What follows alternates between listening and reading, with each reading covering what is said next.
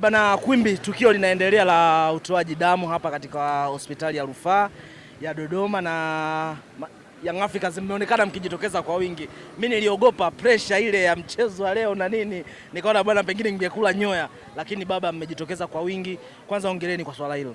Sisi kwanza tunamshukuru Mwenyezi Mungu. Leo ni siku ya Ijumaa, siku tukufu, siku ya baraka. Unaona kama leo ni siku ya Ijumaa na sisi kama washabiki wa Yanga tuko katika huu mji wa Dodoma. Lengo kubwa kabisa ni uchangiaji wa damu katika hospitali kuu ya General ya mkoa wa Dodoma. Mashabiki wa Yanga hawana uoga, sababu ile mechi ya kule Misri ni mechi ya kawaida sana. Ni mechi ya kawaida sana. Kwa tumeona kwa tutoe sadaka ya damu ili kutia hamasa kwa wachezaji wetu, mashabiki wengine, ili wafahamu kabisa kama mashabiki wa Yanga wako Dodoma wanachangia damu kwa ajili ya manufaa ya wakazi wote wa mkoa wa Dodoma na wale wanaokuja Dodoma. Kwa mimi sina shaka wala kuna shabiki wote wa Yanga alikuwa na pressure kuja kutoa damu. Sawa, mechi ya baadaye ni mechi ambayo imetazamwa kwa ukubwa wake, Al Ahly ambayo inamkaribisha nyumbani Young Africans. Kwa performance ambayo huwa wanaionyesha Al Ahly ugenini, na taarifa ambayo nilisoma jana kupitia afisa habari wa klabu ya Young Africans kwa maana ya Ali Kamwe, anasema kwamba alimueleza kabisa afisa habari wa Al Ahly kwamba aandae maneno mazuri ya kuwaambia mashabiki zake na mabosi wake kwa kile ambacho wataenda kukifanya hii leo. Hii inakuongezea confidence kiasi gani mzee wangu? Yaani siku zote jasusi wana maneno mazuri sana ya kuongea. Yule ni jasusi. Yule jasusi amekwenda kufanya ujasusi katika timu ya Al Ahly kule Misri na ashajua nini kinachoendelea. Ndio maana amemwambia awe na confidence ya kutoa maneno mazuri kwa timu yake ya Al Ahly pamoja na mashabiki wa Al Ahly kule Misri. Na sisi tukwambie kitu kimoja, Yanga na Al Ahly ndio timu itotizamwa sana mechi ya leo. Mechi yenye mvuto katika mechi zote unazojua wewe ni mechi ya Yanga na Ahly kule Misri. Ndio mechi ambao Watanzania wataangalia, Afrika itaangalia, dunia itaangalia. Ile mechi ndio mechi yenye mvuto. Na mimi sina wasiwasi na hiyo mechi. Sio ya Simba na Esperance de Tunis, kwa sababu wao wanatamani kupata angalau point wajingangamue ndugu zenu. Ile mechi watu washaelewa.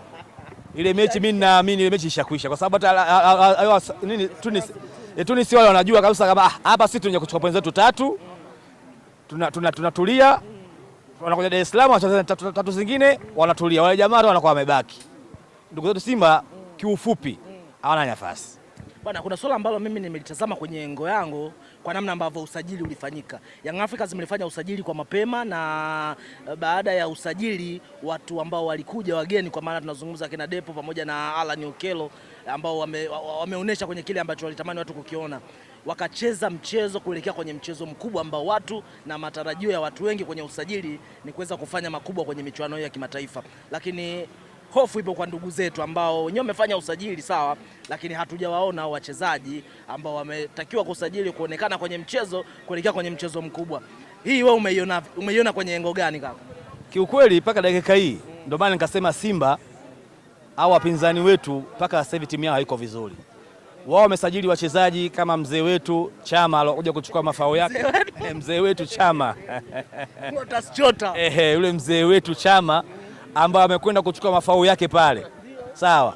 Kwa hiyo vile kuna bwana mdogo ambaye tumemtoa kwa mkopo, bwana Kibabage. Wote hao hawajacheza pamoja. Of course Kibabage ashacheza na Chama akiwa yuko Yanga, akiwa kule Singida. Sawa bwana. Lakini sasa wanakwenda kwenye timu mpya. Ile timu inaitwa Simba. Simba ambayo mpaka sasa hivi hawajui jinsia yao. Kwa wana hali ngumu. Kwa timu ya Simba mpaka sasa hivi uwezi kuitabiri wala uwezi kuichukulia zamana. Kama na nyumba yako ya ulisi uwezi kuitoa zamana kwenye klabu ya Simba. Ila kuchukua kama kwa wachezaji wa Yanga, wachezaji wawili walioingia pale juzi ile katika mechi ya Mashujaa, Depu, Alan Okello, yule bwana mdogo mwingine, kwa wale wote umewaona wamekupa kitu kinachoonekana. Kwa hiyo wamekupa matumaini hata unapokwenda kule Misri watakupa matumaini. Na kama uliangalia interview yake wakati anaongea na waandishi wa habari, confidence yake yule bwana mdogo Okello, unamsikiliza mpaka huyu dogo mbona kama vile kaja Yanga muda mrefu mbona misimu 3 hivi, habari Yanga anaijua sana, Tanzania anaijua sana, yani mpaka mwenyewe mshabiki wa Yanga unapata nguvu sasa, kwa sababu dogo mwenyewe ana uhakika nini anachokifanya. Yule kocha anaongea, ana confidence zote. Kwa hiyo mimi nakuhakikishia ndugu yangu pale, sisi kama tumekosa kabisa, alama moja ni alama moja, na sisi kwetu ni mafanikio. Tukipata alama moja kwa Al Ahly, sisi kwetu ni mafanikio. Tunacheza klabu kubwa, ni giant katika Afrika, ni klabu yenye uwezo mkubwa, klabu ambayo hatuwezi kuibeza kwa chochote kile. Ina uwezo wa ndani, ina uwezo wa nje, lakini sisi nayo Yanga ni klabu kubwa, kwa sababu angalia Yanga, nani alitegemea mecha ya Mamelodi Sundown na nje ndani ikawa tasa. Dar es Salaam bila, tumekwenda Afrika Kusini bila, tumetolewa kwa njia gani? Ya penalty, na hapo walitudhulumu. Kuna mambo ambayo yameenda ndivyo sintofahamu. Nani alitegemea hivyo? Mecha ya Mamelodi, hakuna Mtanzania yoyote au shabiki yoyote wa Yanga alikuwa na matumaini na kikosi kile ambacho pale katikati alizima nani? Mkude. Wakati huo ndugu yangu Aucho alikuwa na injury. Baadhi ya wachezaji walikuwa na mambo mengi pale, lakini mwisho wa siku ile mechi Yanga Dar es Salaam akapata sare na kwenda kule Afrika Kusini akapata sare, ametolewa kwa mikwaju ya penalty, na hapo na Yanga ilizulumiwa lile goli lake. Tumemwona golikipa bora kwa muda wote, nasema wakati huu kwa hivi current hii bwana Djigui Diarra, tumemwona kule anafanya mazoezi, ameongeza confidence kiasi gani? Djigui Diarra mpaka sasa ana confidence kubwa sana. Alafu nikwambie, nikuibie siri hiyo, watu wengi hawajui. West Ham wametuma ofa kwa Yanga. West Ham ya Uingereza wametuma ofa kwa Yanga, wanamtaka Djigui Diarra kwa golikipa wao, lakini Yanga wakasema bado tunamhitaji, tuna mashindano makubwa mbele yetu, tuna lengo la kufika fainali. Kwa hiyo ndio maana mpaka hivi sasa Djigui Diarra umemwona yuko Misri anafanya mazoezi. Watu walikuwa wanaongea anaondoka, ashamalizana nao. Kweli ofa zimekuja nyingi. West Ham wametoa ofa, Everton wametoa ofa, umeona? Kwa hiyo hata Manchester wenyewe walileta ofa. Manchester United au wao unaojua wewe, walileta ofa kwa Djigui Diarra, lakini tulichowaambia sisi Yanga bado tuna msuli chini ya mdhamini wetu mkubwa GSM. Kwa hiyo bwana mdogo Djigui Diarra ameamua kubaki. Kwa hiyo mimi nakwambieni msio na wasiwasi, Djigui Diarra yupo na atakaa langoni, na mechi ya leo anaitaka sana. Sasa huku mpo mashabiki wote wa timu kubwa hapa nchini, mnasapotiana ama kila mtu afe na la kwake? Washabiki wote hapa tuko pamoja kwenye mambo ya kula kulala mtu akitaka kushangia damu, kwenda kutembelea hospitali ya Milembe, kwenda kuonana na mheshimiwa waziri, kuonana na mbunge, tuko pamoja. Ikifika dakika 90 kila mmoja ashike lake, hapa hakuna kujuana. Tukifika wakati wa kushangilia timu zetu, kila mmoja aangalie atakaye ngogani, lakini kwenye kula tutakula pamoja, kunywa tutakunywa pamoja. Sasa binadamu mwenzetu, tuko ni taasisi moja. Lakini ikifika Yanga anacheza, mimi ninakuwa na roho mbaya.